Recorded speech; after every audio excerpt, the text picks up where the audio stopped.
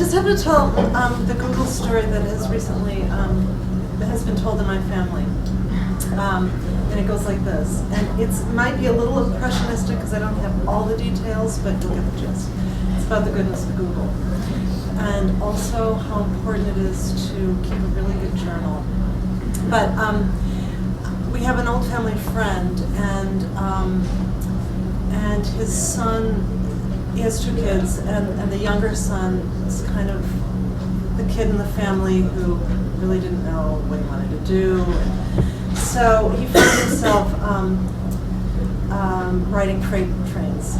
And he was in California, and near the Google office in Palo Alto, is that where it is?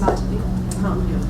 And he missed when he was jumping the freights, and he fell off, and his leg was severed. So there is, in the middle of sort of nowhere, in acute trauma, and just about to DIE. So there was a doctor at Google, an employee at Google there, and there had been a conference, and it was one of those situations where the day was over and he was leaving. But then he went back into the building to get something that he'd forgotten. And then he decided to take this route that he'd never taken before.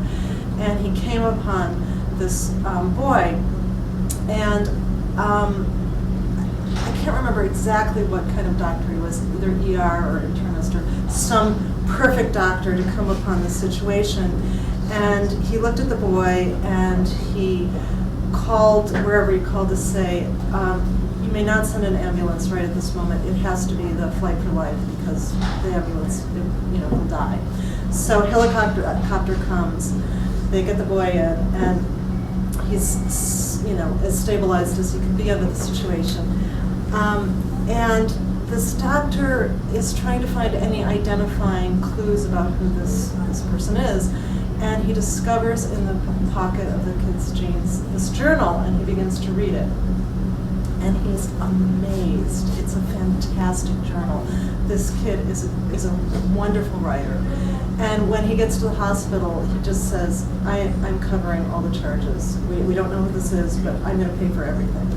So the upshot of it is that the boy lives. He loses his leg, but he lives. And in the meantime, they, after several days, they discovered who he was, and the parents were brought in from wherever they lived, and they got to stay in the Google Royal Suite free of charge for weeks and weeks on end. So it's a really amazing story about the goodness of Google. The moral is, if you're going to jump freight trains, have your journal in your pocket, and write it well. So anyway, I love that story. And then I'm going to tell you another story, which is about kind of how strange it is to be writing in our culture right at the moment, to be writing fiction. And I write what's called literary fiction, which of course means absolutely nothing. But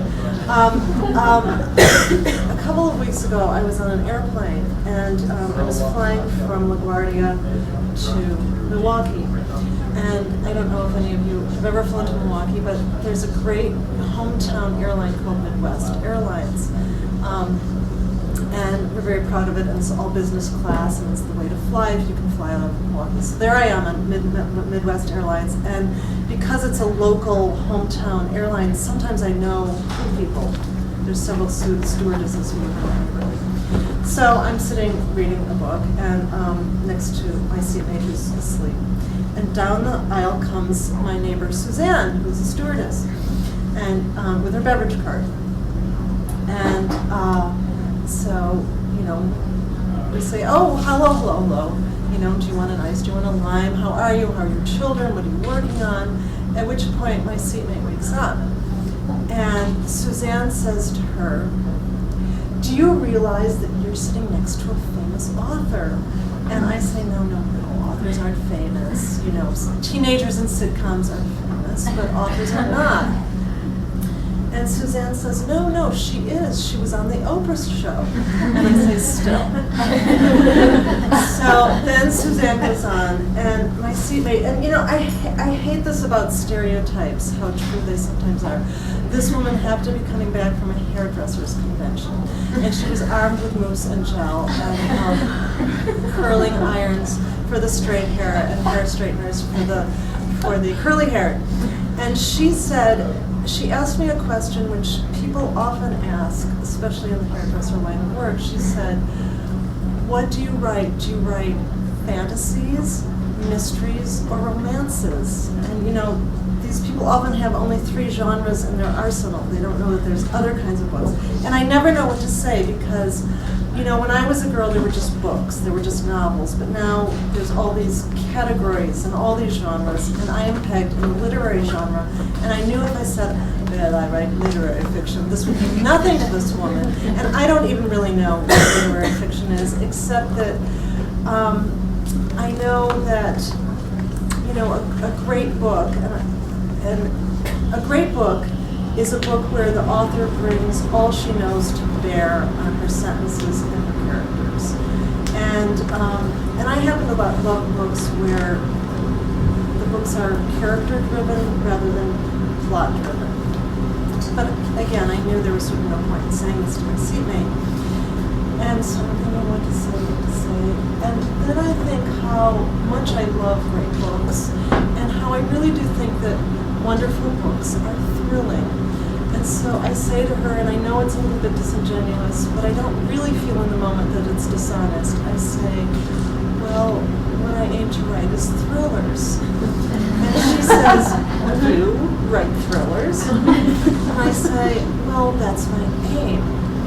And then she says, she gets all excited and sort of red on the face, and she says, are they smutty? And I think about how my mother thinks my books are scandalous. And so I say, well, some people think they're smutty. And she says, really, really smutty? And I'm in so deep now, there's no way out. And I say, well, some people think they're kind of really smutty. And she says, where can I get one? As if, only an author can illuminate where a book can be found. So then I tell her that there's actually a really good bookstore in the town where we both live.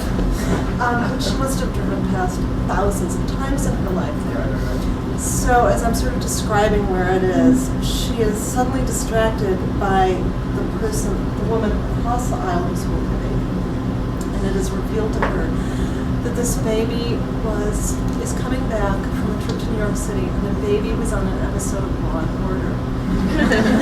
And she becomes apoplectic. She's so excited. She's like, oh my God, did you hear that? That baby was on Law and Order. And I'm thinking, are there no cute babies in Manhattan? Bring one in from Milwaukee. So she's leaning over and she's oogling the baby, and she says to the mother, I'm just so sad that this baby is too young to autograph my napkin. And oh, when I give her an autograph, and I'd even take her drool on it. So this is how it is for an author of smutty thrillers. A baby who has been on Law and Order is more compelling than someone who writes pure thrilling smut. That's how it is. But then so then I got home and I really did kind of want to kill myself, even though I did want to talk to her, and I did, but still it's just sort of how it is right now. But my mother is 87, and she just moved from her home of 87 years in Oak Park, Illinois. So I've been spending the last several months packing her up and helping her get ready to move to an entirely different community. And I live in a small town in Wisconsin now, but I grew up in Oak Park. And it was actually very wrenching. Perhaps some of you have already had this experience in your life, and I'm sort of old to have it, but to finally sort of have to say goodbye to what I consider my sort of real home, my deep heart's core of a home. And so I was wandering around the old neighborhood, and when I was a girl, there were 85 children on my block. It was the time when Catholic women mostly did not use birth control, and so across the alley there were 12 boys. On my side of the alley there were 11 girls, and the mothers, can you imagine having 12 children? I mean, basically what they did is they opened the door in the morning after breakfast and said, go out and play and don't come back till lunch. And everybody ran around barefoot, and it seems now in retrospect pretty like a magical time. And there was that weird thing that happened because it was really the Catholics against the Protestants in the neighborhood. And I was a Protestant, I would wake up and I would realize that it was a holiday for the Catholics. They had all these saints' days, so it seemed like they never had to go to school. And they would taunt us going to school. You have to go to school. You have to go to school. And it was a very bitter thing to have to go to school in the Catholic state. And so anyway, so I was remembering just all of those dynamics. There were a couple of handicapped, older teenagers who sort of had always been the same, and the neighborhood just sort of tolerated them and absorbed them into the neighborhood games. And there were 3 kids who died when I was coming up. There was a boy who was electrocuted on the 3rd rail up on L tracks. There was another boy who pushed his baby sister in her buggy into the street, and the buggy was struck by a car and the baby was killed. And that family moved away shortly thereafter, and who knows what became of them. And then there was a bad boy, Jimmy Jacobson, who was killed joyriding. So I just remember early on really sort of absorbing the fact that life was fragile, and it seemed so unfair that you could 1 minute be alive and the next not. But if you have a neighborhood of 85 kids, the odds are that there are going to be kids who die. So, and then this was also a strange reality of that time, which was that we had an African American cleaning lady, and she worked and lived with my grandmother for years and years. She was a domestic. My grandmother's era was one in which it was not uncommon for middle-class people to have servants. So Lucille Weathersby used to come to us once a week, and she'd put on her, cleaning outfit, and she'd work all day for my mother, and she sort of in a way felt like she was raising us, and we were her children. And I remember her one day singing up to my sister who was asleep, saying, "Sarah, wake up! The tide is sinking! The tide is sinking!" I don't know what that means, but it's really beautiful. So anyway, there was that whole weird dimension, plus the fact that my do-gooder mother decided one summer that we should invite a girl from the ghetto in Chicago to come live with us and experience suburban life. Why? I remember driving to go pick up Elzina and, going up into this tenement, and she lived in this, 2-room apartment with all her siblings, and there was a bathroom down at the end of the hall, and it was just sort of what you think of as the quintessential ghetto. And I thought, even, I was 8 years old, and I was the one who was going to be her friend for 2 weeks, and I thought, why does she have her life? Why do I have my life? And so she comes and lives with us in this, relative opulence for 2 weeks, and then she has to go back to her real life. And what how can you square that? And I always felt so unresolved about it, and what really was my mother thinking? So anyway, and the last thing that I'm going to say about the neighborhood, as I was saying bye to it, was that at the end of the day when we were kids, it wasn't the Catholics against the Protestants. We would split off, and it was the east side of the alley and the west side of the alley, and twilight was coming on, and we would go to war with each other.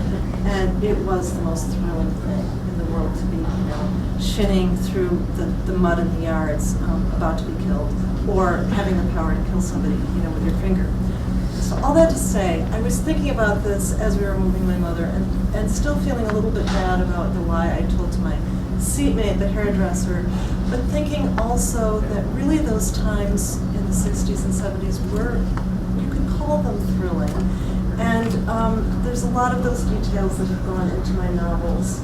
And really that neighborhood, especially for this book, is kind of the heart and the soul of the book, certainly. So that's my confession about my lie. I was brought up not to lie, but maybe she did go to the bookstore, and now maybe she's reading thrillers all the time. I was working on a novel for 4 years that didn't work, and I had to throw it out. And it was a very painful experience because, I just had devoted years to this thing that I knew was going to be dead on arrival. I knew even as I was working on it that it was a bitter failure. So one day when I was just about finished, I had decided that I would write one more draft of the failed novel and see if I could make it the best failure I could. I don't know if you have that luxury working here. You probably don't. But sometimes being self-employed has its virtues. And during that time, I went to see this play in Chicago called The Light in the Piazza. And it's based on a novella by Elizabeth Spencer called The Light in the Piazza. And it's about this middle-aged woman who takes her 26-year-old daughter to Italy, and the daughter is impaired. She was kicked in the head when she was 12, and she has the mental acuity of a 12-year-old. She's very beautiful. They go to Florence. The girl falls in love with this Florentine young man. He falls in love back with her, but because of the language barrier, he doesn't realize that she's impaired.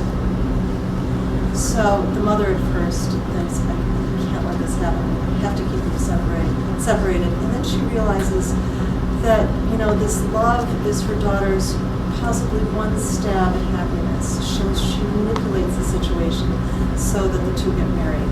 And it's a very adult musical. It's a very adult story. I mean, musical comedies often end with marriage. And this, too, ends with a marriage. The wedding is taking place behind the mother as she belts her lungs out. She's singing this song about how love is a fake, love is a fraud, but here's this little possibility of happiness for this child. And it's really devastating. It's about how parents, no matter what, have to let their children go into their lives. So I got home and was just utterly transfixed by the story, and of course you wonder, what happens next? What happens when the Italian family realizes how long is it going to take, then what? So I wanted to write a book about devotion and marriage, which is kind of an old-fashioned concept. And I wanted to write about a happy family, and I wanted to take that story, not those characters, but that story forward. So I wrote a book about a couple who gets married, and a year into the marriage, Madeline, who's the wife, goes for a bike ride, and she has an accident, and she's impaired for life, or so it seems. And she has the mental acuity of about a 6-year-old. This occurs in 1944, I think. So it's the Middle Ages in terms of what doctors knew about the brain and in terms of therapy for the brain injured. If this had happened to Madeline now, she would have had a completely different trajectory. So anyway, she's impaired, and she has a nurse who's caring for her named Julia. And Julia ends up marrying Madeline's husband. So you have a husband and wife who are caring for the first wife. And it's not a secret, but it's a kind of an unusual arrangement. So I'm just going to read a little bit about that, about when Julia, the second wife, comes onto the scene. This book is narrated by the oldest son of that new marriage. His name is Mac. And he has an aunt named Figgy who is very negative about this situation and sort of tells him how she thinks it is, which is different than how he thinks it is. So I'm just going to read a bit here. In the years before their marriage, my mother came to the apartment to cook a meal, to read to Madeline, to play go fish, to look at fashion magazines, to dress paper dolls. Julia would hold Madeline's face and speak to her, making a loving tableau. She told her stories. She tried to stretch her memory gently, so that Madeline, her head to her shoulder as if in contemplation, didn't always become enraged by the challenge. My mother understood that a woman who had once been athletic, who had shot archery and enjoyed swimming more than anything, needed to be worn out, that it was important to keep the body moving. Julia may have known, before research began to bear the evidence, that exercise is important to cognition. Madeline had come out of the accident with a hitch in her walk, walking with an ungainly stride. It was, if I had to guess, a result not of the brain trauma, but of the wrenching of her limb in the wrecked wheel. You had to look 3 times at her, once as a matter of course, and then at that odd lope, and again to see that it really was a lovely young woman. In summer, my mother took her to the beach, and together they'd sink down out of the July heat into the cool water, Julia moving Madeline's arms to remind her of the strokes she'd used in synchronized swimming. She was with Madeline through her hysterectomy, a surgery the doctor had suggested in order to make Mrs. McIver's life easier. As my Aunt Figgy told it, my mother's attorney cousin arranged for my father to be legally separated from his wife. It was my mother then, according to the law, who orchestrated the divorce. Julia, the narrator's mother, is very plain, and Madeline is a beautiful woman. Only a desperate man would have taken your mother seriously, my Aunt Figgy told me not long ago when we were up at Moose Lake. How else, she said, could Julia have landed herself a husband? Figgy, I said wearily. It wasn't the first time she'd spoken to me about my mother in disparaging tones. Mac, sweetheart, come on. My aunt leaned forward on the porch after all those years, still showing off her cleavage in her low-cut blouse, the withered bosom, and her pearls at last giving her a patrician elegance. She said, your mother saw her chance and went after your father. Good for her, is what I say. I'm all for that kind of capture. On an level playing field, there would have been no competing with Madeline. The glamour post made her own slips, her own camisoles, her own winter coat. She was that particular. So what if she was no intellectual giant? What hot-blooded man cares about that? Madeline had powers beyond the standard dumb blonde, genuine star quality, that calculating femme fatale lustiness beneath the cool platinum purity. I'm telling you that in her own way she was a deep thinker. But had she ever read anything more difficult than a fashion magazine? He rubbed her hands together with a thrill of this part of the story. Say there hadn't been an accident. Your father would have died a slow death, a cruel death, if he'd stayed married to that gorgeous twit. Absolutely. He would have never gotten a divorce, never. She threw her head back and laughed. He'd have taken to drink. Because I made no comment, she seemed to think she had to elaborate. Look it. Your father, even with those thick glasses, has always appealed to women. He's one of those killingly thoughtful men. Nothing showy, but if you happen to take a fourth glance, you're smitten. Madeline was your father's real love, the passion of his life. He knew he'd never find someone to fire his jets the way she had. And let me tell you, as quiet and dignified as your father is, he couldn't keep his hands off her. She had this way of acting as if she tolerated his devotion, a total come-on, don't you think? Yes, I said. Once she was out of the picture, so to speak, your father figured he might as well take a wife with broad hips. Figgy held her hands 3 feet apart, as if that distance had been my mother's birth. And those sagging breasts, those ill-fitting brasiers, she was a dead ringer for a Salvation Army matron. There was a hardy girl for you, someone who wouldn't slip off a bike and smash her head to pieces, a woman who was so hopeless she'd care for another man's wife. Wife number 1, wife number 2 under the same roof. So oriental. I had only to raise my eyebrows. You don't think so? Oh well, when Julie and I were roommates in college, I always thought I could save her from frumpiness, bring her up in the world. Her big fat spanky pants drying in the bathtub gave me the giggles every morning. Don't mistake me, I loved the woman, you know that. Her secret playful streak, her intelligence, she was a walking reference for things historical, and she could recite poems stanza after stanza. I loved her like a sister. My mother had been dead for a few years when that conversation with Figgy, one of our last, took place on the Moose Lake porch. As had become usual in my talks with her, I'd been filled with the outrage of a good son. As always, I'd remained the well-brought-up nephew. In the early 1970s, the two of them had an argument from which they never recovered. I did try to remember that Figgy was probably still trying to justify herself, still trying, as she ranted at me, to make Julia see the light. I regretted, as I had often done, that I'd never gotten my mother to speak about the early days of her marriage to my father. She always brushed my questions off as if taking on a burden like Madeline was something anyone would have done.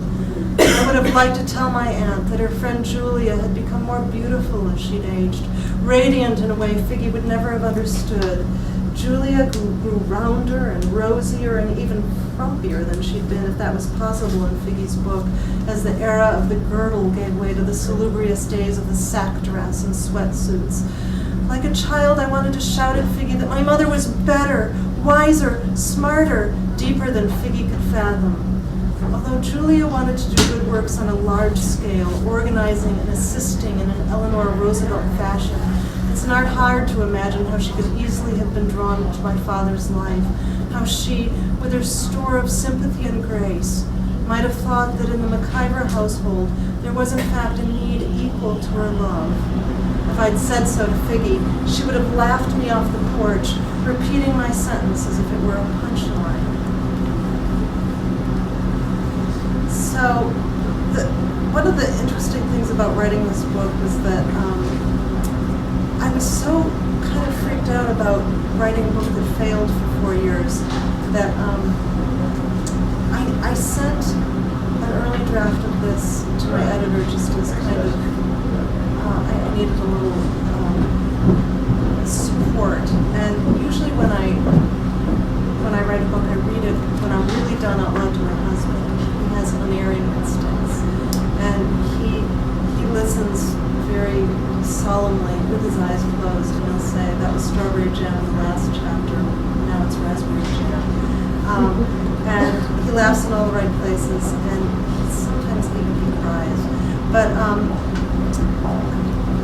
before I read it, I sent this to my editor, and she called me and she said, I think the book is okay, but it's missing something, and I think what it's missing is a boyfriend for Madeline. Madeline is this beautiful woman who's being raised as a child with this new couple, and I thought, yes, absolutely, she has to have a boyfriend. So I said, I could sort of see the whole thing. I could see this boyfriend. I could see his whole character, and I said to my editor, I'll call you in about 6 months. And so I invented this boyfriend named Mikey O'Day for Madeline. At this point, Madeline's about 48, and Mikey is the same age, and he lives in the next block, and he's impaired too. And he has this habit of singing at the local ice cream stand in the summer, and he's one of those wonderfully impaired people, and his impairment is such that he knows this whole catalog of songs and he can sing anything. So one night, Julia makes Mac take Madeline to the Dairy Dip, and well, I'm just going to say that true love ensues. and maybe I won't read this right at the moment, but if there's any questions, we should move to the question portion. I'd be happy to answer them. I just had a Diet Coke, so I'm like completely stoned. Yes. So is this the novel that you had been working on for 4 years? No, I threw it out. Okay, because I wanted to know kind of how A Light in the Piazza, I guess, affected that novel, or did it just cause you to start this one brand new? I was doing a reading at Hope College in Holland, Michigan, of the failed novel. And Hope College, as you know, it's in your state, is a very religious school. And I was reading this group sex scene from the failed novel. And why did I do that? I don't know. And anyway, I was reading along, and all of a sudden I thought, the group sex scene notwithstanding, I thought, this is the worst thing I ever read in my life, and I hate it. And I can't, I have to ditch it. But I've been working on it for 4 years, that's quite a commitment. So it was at that moment that I decided I'm going to go home. I'm going to make it the best failure I can. And I did that. And along the way, I went to see The Light in the Piazza. And, writing a bad book is sort of like being stuck in a bad marriage. And for many women who are stuck in a bad marriage, you can't really leave the marriage until there's a new man in the wings. And so once I had this idea for the Madeline book, I could so happily, so freely ditch the bad book. And, it was the happiest day of my life when I packed it up, put it in a big box, and just knew it was the right thing. And then I had, the new romance to go off to. So does that sort of answer your question? Yeah, no. So, and, people sometimes ask me if I think of going back to the bad book, or if there are parts that I want to salvage, but the answer is, God, no. So bad. And as often, to keep the marriage metaphor running, when you're in a bad relationship, but you sort of want to stay for whatever reason, you think, well, if I just am nicer, or if I just try to make conversation about the football team or whatever. And I kept thinking, if I just make the sentences better, it'll be an okay book. But it had no sort of psychological depth, and it was about a girl who has a psychotic break. And for some reason, at a deep level, I was really uninterested in researching the psychotic break. So I still sort of think back to it and think, hallelujah. And the other thing is that I was working on it during and after 9/11, and it just seems so trivial and frivolous to be writing a little drawing room drama about adultery when there were obviously critical issues to write about. And so this book actually is about, it takes place from Vietnam to Iraq, and I really wanted to write about the way people talk about politics and how we tend to get stuck in our corners, whether Republican or Democrat or independent or whatever, we sort of get our ideas, and then for generations or for decades we're sort of stuck in our places. Often that happens, and in this book there's an argument that sort of spans the decades, and the characters are stuck. So I lived through the 60s, but I was an empty-headed girl, and it was really interesting to read books and watch footage from the time that I lived through, but was paying no attention to. So, this book, for whatever reason, allowed me to write about war in a way that felt, more meaningful than my silly little book about the girl with a psychotic break and the librarian who's doing adultery.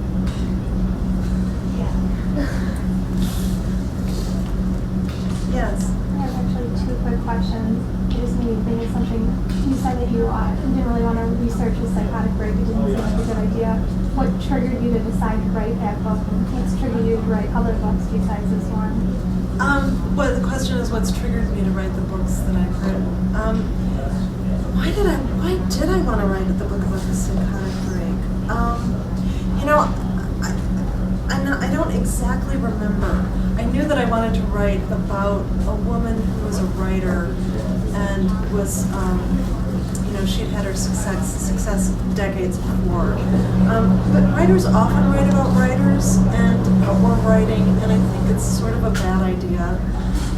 So there was that whole aspect that I just, but I've heard it said that writers always have to write one book about writing, and it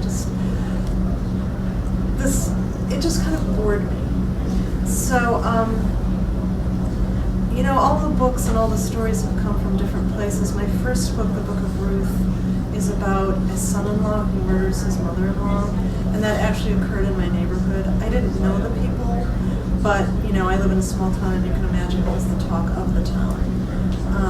But actually, as I was writing the book, I don't know if it was a bad 3 or 4 year period for mother-in-laws, but I kept noticing that this was actually kind of a common crime. So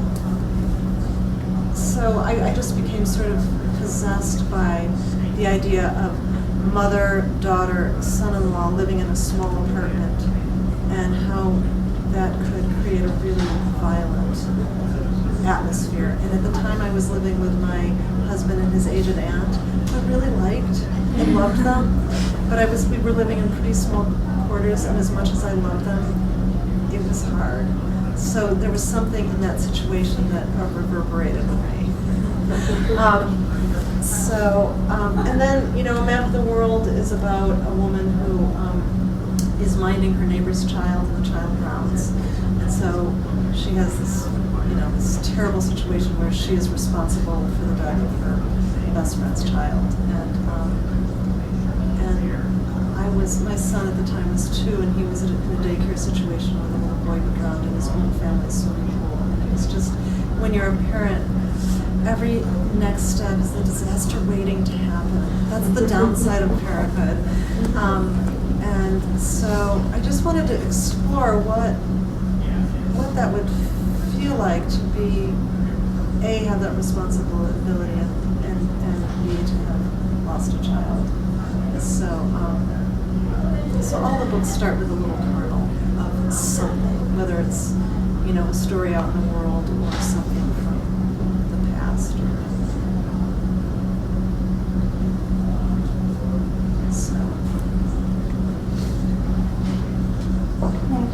Yes. I know that in Disobedience, the narrator was also the son looking back on his life. And I always wonder why, particularly for that book, why you chose it to be a teenage boy as the narrator, and why you chose it as the son again for this book. Yeah. Why did I choose a teenage boy for the narrator of the 3rd book, Disobedience, 4th book? Well, I really like noise, and I have a couple of brothers, and in particular one who's very wry, and he doesn't talk much, but everything that comes out of his mouth is just hysterically funny in a very quiet, pointed way. So that sort of sensibility went into Henry Shaw, the narrator of Disobedience. But I wrote that book because I was on this panel about women in literature, and the moderator said, all women eventually write about adultery. And I didn't think, is that true? I thought, do I have to? And then I thought, well, what's the twist on the adultery story? The husband finding out, so what? And then I thought, well, what happens if the son finds out? And what does that do to the whole relationship? And between mother, son, and in the family, and if he keeps a secret, and especially with email, that's such an easy way, especially if the son is a computer geek, to tap into the mother's email if he's fixing her account, and then he sees this information. So in that book, he follows the story of her love affair, and he's repelled by it, and he's addicted to it. I would say kind of an unusual relationship with his mother. I had to read that book recently, and I don't usually go back and read the books, but I forgot how screwed up he is. But I really loved writing Henry. And, as a middle-aged woman, I feel that I'm right about all things. And so it was so interesting to look at my own gender and age group from the 17-year-old male perspective, and to realize we're really screwed up too, and we're not right all the time. And I have to say, that just writing from the male perspective, I do have respect for husbands. I think it's hard to live with us. We talk a lot, and we're moody, and we like things a certain way. And anyway, so all that to say, I really enjoyed writing Henry, and he made me laugh every day. And when I was done with him, and then moving on to the failed novel, I really missed him. And I think writing this book from an older male point of view was a way to sort of carry on my love for Henry. And Mac is kind of a more muted version of Henry. He's sadder, he's older, but he still has that kind of pointed, quiet wit. So I think I'm done with that now, but I think I needed to stay with it a while longer. At the point I was writing Disobedience, I had a teenage son, and who isn't really anything like Henry Shaw, but when I got my first book, I took it into him and I said, I've written this book about a mother and a son. People will assume it's you and it's me, but it is not. So you don't have to read it, but you can if you want. Here it is, but there's no pressure. And he actually said a very Henry Shaw-ish thing. He said, no offense, but I never want to read anything you've written. Which I think is an appropriate response. Why would he? He lives with my brain. He lived with my brain at that point, day in and day out. Why enter it further?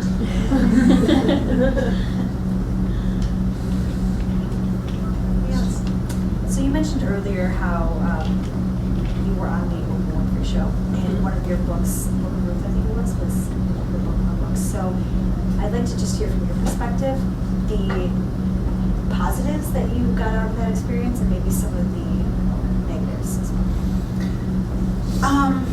Well, she gave me 1 million readers. Isn't that remarkable? And actually, Madeline Was an Oprah pick too, so she gave me 1 million readers twice. And I owe her for my life, really, because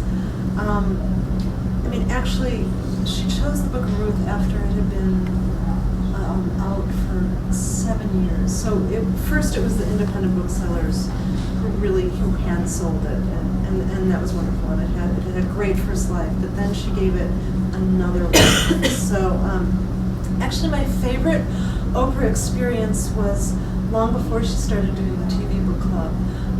It was in 1988, and her producer called me and said, we'd like to invite you to have lunch with Oprah as a surprise. Because she read the Book of Ruth and she loved it. And I suppose if you're Oprah's producer and you want to give her something, what can you give her? Give her a person. So I actually had never seen the Oprah show. I just, I'm sort of a Luddite and I'm out of it. And so I said to my publisher, do I have to do this? And they said, yes, you do. So I went down to Chicago to the Oprah Empire, and I first sat through, I don't know if you've ever been, but you're sort of corralled into this big room, at least this is how it was, and then she tapes 2 shows back to back. And so I sat through the first show.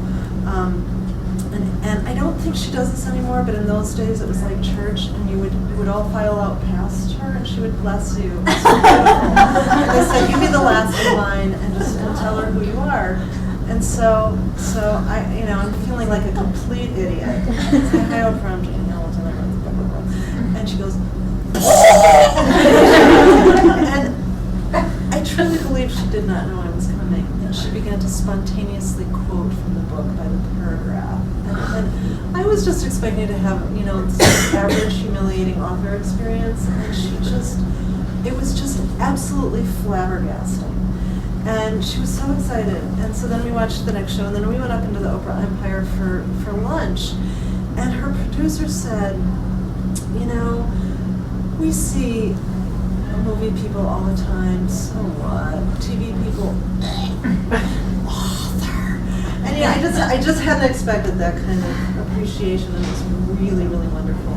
And we just talked about books nonstop. And she's a real reader, and she loves books, and she reads deeply and widely, and it was really wonderful. You know how it is when you read with somebody who's really something. It's just you have an immediate bond. So that was really great. And I don't know if this is true, but I like to think that the seeds of the book club were in that luncheon. So then years later, she chose the book, and I think the downside was, for many people, were those for whom it was a first novel, and they got this glaring attention for a month, and they got 1 million readers. And so I think then their next book was a really disappointing experience. And even at that point, at the beginning, publishers didn't know if Oprah's viewers would continue to be interested in all her authors, or if they would just read the books by the month that she told them to read, which is, in fact, I think what happened.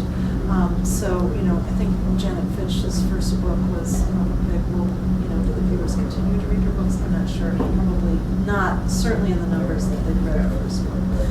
So, but I had already been published for a long time, and I knew that it was just going to be sort of this blast, and then nothing. So, in that way, it was really lucky, and it was just fun. And so far I don't have to be a greeter at Walmart, which is my worst fear. I just want to be able to do the work. I mean, it's such a privilege to be living other lives along with your own, and you always have the novel track going, and I'm sure you experience this in your own work, especially when you're doing anything creative. Everything you look at kind of feeds the work at hand. So I feel grateful to her, and also she was great for the book business in general. So it was just sort of the best thing she did was well, not the best thing, but one of the fun things she did was at that luncheon. I had this checkout lady in my little local supermarket, and she was the kind of person who seriously subscribes to the National Enquirer. And I had said to her, "Hey, Ethel, I'm going to be having lunch with Oprah next week." And she said, "Oh, yeah, right." And so when I was leaving Oprah, I said, my personal checkout lady at the local grocery store watches you religiously. And she said, "Oh, bless her heart. Well, hold on a minute." And she ran into her office and she got this huge color picture of herself. And she wrote, "Poor Ethel, you're a sweetheart for watching. Thank you so much. Love, Oprah." So when I went back to the grocery store, I had it in a folder, and I just put it on the conveyor belt and said, "Hey, Ethel, this is for you." And she looked at it, and she truly had a cardiac arrest. And her daughter later told me that she'd had it framed. It was in the corner with the Blessed Virgin Mary. So that was really great. That was really lovely, yes. What was the process of getting your first book published? How did that go? You Yeah. weren't like Oprah. No.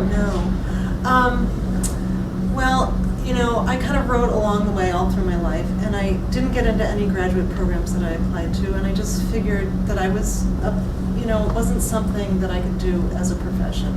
And people had told me that along the way, which is, it's kind of sage advice, because it's hard to make money, really, especially being a novelist. So I wrote little stories, and I'd send them to magazines I liked, and on my 25th birthday, I got a call from Harper's Magazine, and the editor there said, "A summer intern has passed up your story, and we'd really like to publish it. We're terribly sorry we can only pay $500, which, this was 1982, and I was just so, thrilled. Oh, well, okay. But, that was a really important experience, because this editor there really loved to work with young writers, and she helped me make the story better. And she had that editor's gift where she showed me how to make it better, but she sort of made me think it was my idea. And, a good editor is just worth so much. And so she published a few more stories, and then I could apply for grants. And they say it's impossible to get published without an agent, and you can't get an agent unless you can be published, which leaves you nowhere. So once I had those stories published, I had agents come to me. And then I wrote a short story, which was the entire book of Ruth in 10 extremely intense pages in a hick dialect that exists nowhere on earth. And I gave it to that Harper's editor, and she said, "I'm sure you know that this is not a story, it's a novel." And it was about that son-in-law couple that's really well. And I was pregnant at the time, and as you know, people come up to you and say, "Oh, really enjoy this time, because once you have the baby, life is over." I really hate that. And it scared me so much, so I just sat down and I wrote the book, and I worked on it for about 5 years then. And at that point, I sent it to the agent who had been interested in my stories, and she said, "I can tell you're really a writer. I know you're a writer, but this isn't my cup of tea."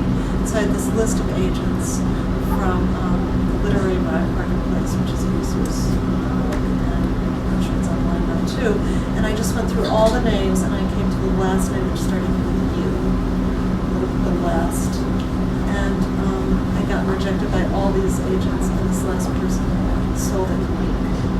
And I was really, you know, with all that rejection, I was thinking, I guess this is really a terrible book. And that's how it goes. And then, you know, the book won a prize. So there's serendipity involved, certainly, but it's just such a subjective thing. What one person doesn't like, another person might really love. So, you know, persistence is key. But it can be fairly discouraging. But, you know, because I had no expectations, I didn't expect really to ever be published. I was just sort of sending these things out on a whim, and in a way, having no expectations is really the way to go for all things.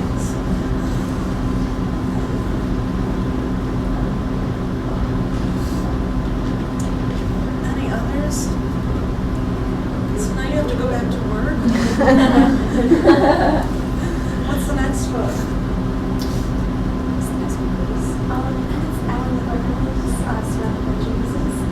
Oh, it's such a nice thing. What a place. You could just live here. Cubicle and never go home. I love those glowy things. I was reading in the paper that the librarians have spurned, some libraries have spurned the Google. So will that get ironed out? Well, I mean, some of them don't want to work with Google because they're afraid that Google's going to make them sign, you know, some sort of contract that no other search engine is going to be allowed to provide that. And so they've joined a consortium, I guess. I don't remember exactly what it's called. It's like the Open Library Alliance, something like that.